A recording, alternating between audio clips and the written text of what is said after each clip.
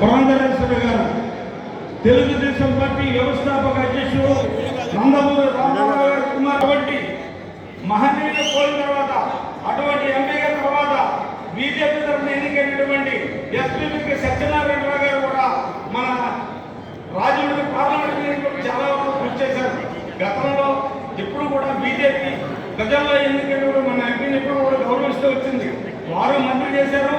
ఇప్పుడు కాబోయేటువంటి మంత్రి పదవి కూడా ఇస్తారు కేంద్రంలో. పురంధరేశ్వరి గారు సామాన్యమైనటువంటి వ్యక్తి కాదు.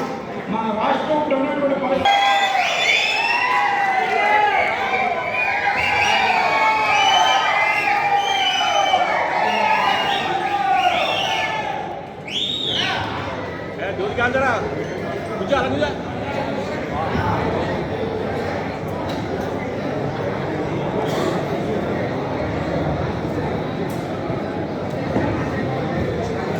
అందరికీ నమస్కారం అండి.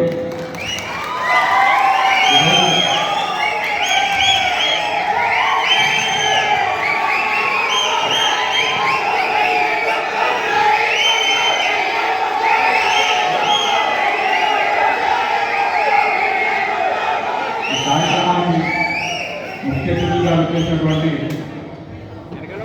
పురంధరేశ్వరి గారికి, అదేవిధంగా మన ఉమ్మడి అభ్యర్థి అయినటువంటి ఎమ్మెల్యే అభ్యర్థి అయినటువంటి బత్తుల బలరామకృష్ణ గారికి స్వాగతం. ముందుగా మనం 3 పార్టీల నుంచి కూడా ఒక్కొక్కరిని పిలుచుకుని వక్తలు మన నాయకులంతా కూడా వారి సందేశాలు ఇవ్వాల్సిందిగా కోరుతున్నాం. అదేవిధంగా ఇక్కడ మాజీ ఎమ్మెల్యే గారు చిత్తూరు రవీంద్ర గారు కూడా మన సమక్షంలో ఉన్నారు. వారికి కూడా ఆహ్వానం పలుకుతూ ముందుగా తనకల నాగేశ్వరరావు గారిని వారి సందేశం ఇవ్వాల్సిందిగా కోరుతున్నాం. ఈరోజు చాలా ఆనందించదగ్గ విషయం ఇచ్చేదంటే 3 పార్టీలు కలయిక ఈవేళ విజయానికి సంకేతం అని మర్చిపోకుండా మనందరం పనిచేయడానికి ఐకమత్యం చాలు. మనకి 1982లో అన్న నందమూరి తారక రామారావు గారు పార్టీ పెట్టినప్పుడు తెలుగుదేశం పౌరుషం చూపించాం, ఆంధ్ర రాష్ట్రం గౌరవం పెంచాం. అలాగే ప్రపంచ దేశాల్లో ఖ్యాతి తెచ్చినటువంటి మహానాయకుడు గారు ఎన్టీ రామారావు గారి పుత్రిక మనకి ఈవేళ ఎంపీ అభ్యర్థిగా రావడం మనస్తత్వాన్ని భావించాలని కూడా మేము అందరినీ కోరుతున్నాం. ఎంతో మంది నాయకులని 83 తెలుగుదేశం వచ్చిన తర్వాత అనేక మంది మంత్రులు అయ్యారు, అనేక మంది స్పీకర్లు అయ్యారు, అనేక మంది బడుగు బలహీన వర్గాలు స్టేజ్ మీద కూర్చుంటే అర్హత తెలుగుదేశం పార్టీ ఉండబట్టే మన దగ్గర వచ్చిందని కూడా ఎప్పటికీ మర్చిపోకూడదు. బడుగు బలహీన వర్గాలు ఈవేళ బాలయ్య గారిని స్పీకర్ చేసిన ఘనత తెలుగుదేశం పార్టీది, ప్రతిభా భారతి గారిని స్పీకర్ చేసిన ఘనత తెలుగుదేశం పార్టీది. అలాగే యనమల కానీ ఎర్రనాయుడు గారు కానీ కేకేమూర్తి గారు కానీ అనేక బలహీన వర్గాలని మంత్రులు చేసిన ఘనత తెలుగుదేశం పార్టీ వచ్చిన తర్వాతే. ఈవేళ 40 సంవత్సరాల్లో పార్టీ స్థాపించి 42 ఏళ్ళు అయింది. ప్రతి గ్రామంలోనూ అభివృద్ధి పథంలో నడిపించిన ఘనత మన తెలుగుదేశం ప్రభుత్వం. ఏ గ్రామంలో చూడండి సీసీ రోడ్లు వేసాం, స్కూల్ బిల్డింగ్స్ కట్టుకున్నాం, మంచినీరు కొలాలు ఇచ్చుకున్నాం. అంతేకాదు వ్యవసాయ బిల్డింగ్లు కట్టుకున్నాం, మాటకి వ్యవస్థ పెట్టుకున్నాం, ₹2 కిలో బియ్యం ఇచ్చాం, పక్కా గృహాలు ఇచ్చాం, పొలాలు ఎంతలేదు. మనం ఆర్థికంగా ఉన్నవాడు, ఆర్థికంగా లేనివాడు అందరూ ఎలిజిబిలిటీ అన్నది తీసుకొచ్చిన ఘనత తెలుగుదేశం ప్రభుత్వం.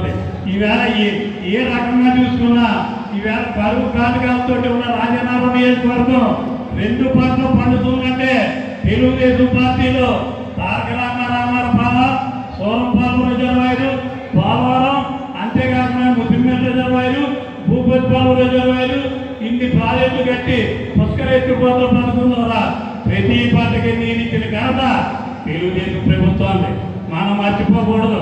అభివృద్ధి చేసిన పార్టీని కానీ అభివృద్ధి చేసిన ప్రభుత్వాన్ని కానీ మర్చిపోయామంటే మనం నిలబడిన తప్ప మనం నడుపుకున్నట్టే.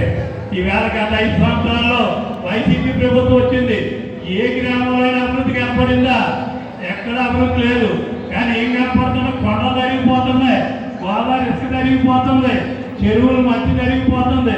అది ఇది రోజుకో ఆదుకో అదే పని కింద ఉంది.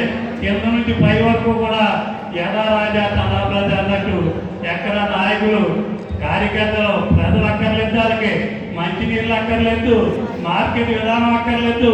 ఈవేళ రైతుల పరిస్థితి దీనాతి దీనంగా ఉంది. పోలవరం వాటికి ఎక్కింది, అమరావతి మూల పడేశారు, ప్రత్యేక హోదా పక్కన పోయింది. ఇక రైల్వే జోన్ దగ్గర నుంచి అన్ని రకాలుగా మనం అడగండి అమ్మాయినా పెట్టదు. బీజేపీ కూడా అప్పుడు ఐకమత్యం ఉన్నప్పుడు సత్యనారాయణరావు గారు మంత్రి చేసినప్పుడు, గిరిజా వెంకట సుబ్రహ్మణ్యం గారు మంత్రి చేసినప్పుడు ఐకమత్యంగా ఎన్నో అభివృద్ధి కార్యక్రమాలు చేసుకున్నాం.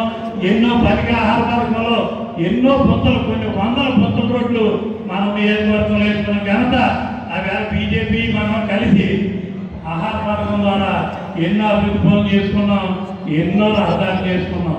అలాంటి నేటికి మళ్ళా బీజేపీ మనం జనసేన 3 పార్టీలు కలిసి ముగ్గురు కూడా త్యాగం చేశారు. పవన్ కళ్యాణ్ గారు బ్రహ్మాండమైన త్యాగం, చంద్రబాబు నాయుడు గారు ఒక రకంగా త్యాగం, మోడీ గారు ఒక రకంగా త్యాగం.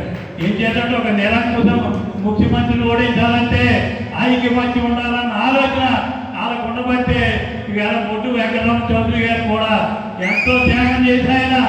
ఇది ఎమ్మెల్యే కానీ అది పార్లమెంట్ కానీ ఆయన త్యాగం చేసేంత యాక్టివ్గా తిరుగుతాం.